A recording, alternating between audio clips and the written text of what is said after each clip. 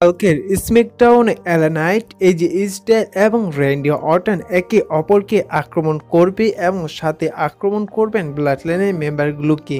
কালকের স্ম্যাকডাউনে কি দেখা যাবে সম্পূর্ণ বিষয়গুলো নিয়ে আজকের এই ভিডিওটিতে ডিসকাস করব। কারণ গত কালকের স্ম্যাকডাউনে যে পেপার ভিউটি ছিল তা আগেই রেকর্ড করে নিয়েছেন। কারণ গত স্ম্যাকডাউনের শোটি শেষ হয়ে যাওয়ার পর ডাব্লিউডাব্লিউই সমস্ত রেসলারকে ছুটি দিয়ে দিয়েছেন এবং সমস্ত রেসলারকে দেখা যাবে নতুন বছরের শুরুতেই। আর তারই কারণে গত স্ম্যাকডাউনের শোটি শেষ হয়ে যাওয়ার পর কালকে স্ম্যাকডাউনের শোটি আগে রেকর্ড করে নিয়েছেন ডাব্লিউডাব্লিউই। কালকে স্ম্যাকডাউনে দেখা যাবে এজি স্টাইল তিনি আসবেন তার পুরনো টিএনএর ক্যারেক্টারে। তিনি সে জায়গায় এসে বলবেন তিনি কেন অ্যালেনকে আক্রমণ করেছেন। তিনি সে জায়গায় বলবেন তিনি এলা নাইটকে আক্রমণ করেছে কারণ তার জন সিনার সাথে যে একটি ফার্স্ট লাইনেটে একটি ম্যাচ হওয়ার কথা ছিল এবং ক্রাউন জুয়েল পেপার ভিউতে রোমান রেন্সের যে আনডিসপিউটেড চ্যাম্পিয়নশিপের ম্যাচটি ছিল তার আক্রমণের সুযোগ নিয়ে তার পুরো অপরচুনিটি নিয়ে নিয়েছে এলা নাইট, যার কারণে তিনি এলা নাইটকে এবার আক্রমণ করেছে। এবার রয়্যাল রাম্বল পেপার ভিউতে তিনি রোমান রেন্সের সাথে ম্যাচ চায়।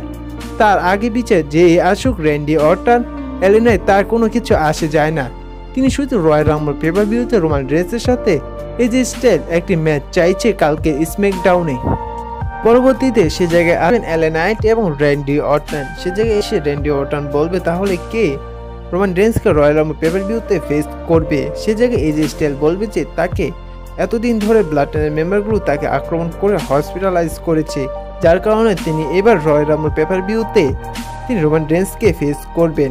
সে জায়গায় র্যান্ডি অর্টন তিনি বলে যে আমাকেও ব্লাডলাইনের মেম্বারগুলো মিলে তাকে আক্রমণ করে 18 মাস তাকে ডাব্লিউডাব্লিউর বাইরে রেখেছে, যার কারণে তিনি ডিজার্ভ করে রয়্যাল রাম্বল পেপার ভিউতে রোমান রেন্সকে ফেস করতে।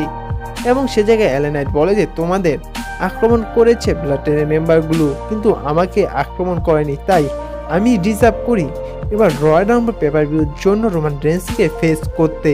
এক পর্যায়ে দেখা যায় যে সেখানে ডাব্লিউডাব্লিউ স্ম্যাকডাউনের জেনারেল ম্যানেজার আসে নিক। তিনি এসে প্রথম বছরের শুরুর স্ম্যাকডাউনে তাদের একটি ম্যাচ অনুষ্ঠিত করে র্যান্ডি অর্টন, এজি স্টাইল এবং এলা নাইটের মধ্যে, এবং এই তিনজনের মধ্যে যেই জিতবে তিনি রয়্যাল রাম্বল ভিউতে ফেস করবেন রোমান রেন্সকে।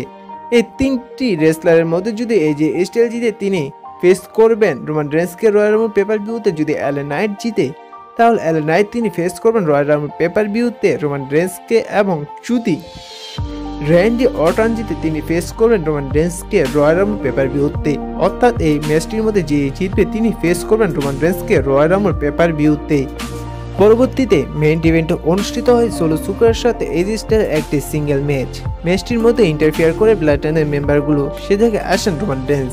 ব্লাডলাইনের মেম্বারগুলো এজি স্টাইলকে আক্রমণ করে এবং সেই সময় রিংয়ে আসেন এলা নাইট এবং র্যান্ডি অর্টন। তারা সবাই মিলে ব্লাডলাইনের মেম্বারগুলোকে আক্রমণ করে এবং সেই জায়গা থেকে ব্লাডলাইনের মেম্বারগুলো চলে যায়। পরবর্তীতে দেখা যায় যে এই তিনটি রেসলারের মধ্যে আক্রমণ দেখা যায় এজি স্টাইল, র্যান্ডি অর্টন এবং এলা নাইটের মধ্যে ভয়ঙ্কর আক্রমণ।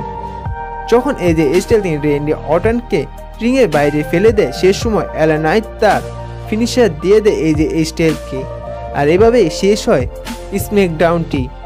এবার নতুন বছরের স্ম্যাকডাউনের মেইন ইভেন্টে হতে যাচ্ছে এজি স্টাইল ভার্সেস এলা নাইট ভার্সেস র্যান্ডি অর্টন, এবং এই ম্যাচটির মধ্যে কি হতে পারে, ডিসকোয়ালিফিকেশনের মাধ্যমে কি শেষ হবে নাকি এই ম্যাচটির মধ্যে কোন রেসলার জিতবে, খুব শীঘ্রই তা নিয়ে একটি ভিডিওতে আপনাদের জানানোর চেষ্টা করব। সেই ভিডিওটিতে পেতে হলে অবশ্যই চ্যানেলটি সাবস্ক্রাইব করে পাশে থাকবেন। ধন্যবাদ।